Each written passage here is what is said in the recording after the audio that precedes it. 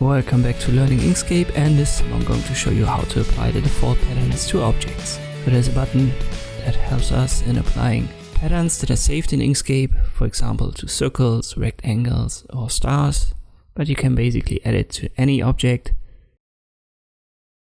Let me get rid of the stroke here and I'll add a fill.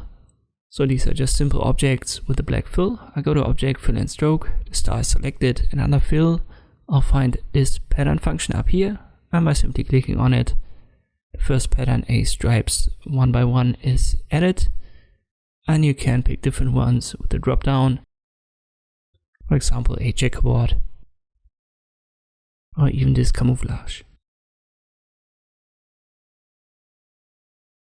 Let me select this rectangle. Once again I add a pattern, the last one is saved. Let me add the stripes, and if I want to adjust it I zoom in and use the nodes tool. Sometimes these icons, so the circle, the rectangle, and there should also be some form of arrow, sometimes they're outside of the object, so you have to search a little bit. But you can adjust the angle and the frequency right here. And let me make that bigger, and I put it to the top.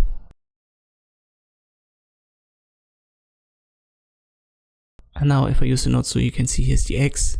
So it's not an arrow, it's an X that determines the position of this pattern.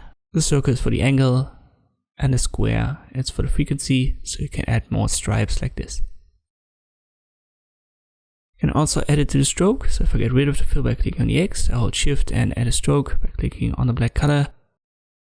Then I go to Stroke Style 25 to make it bigger, and then I go to Stroke Paint and add the pattern.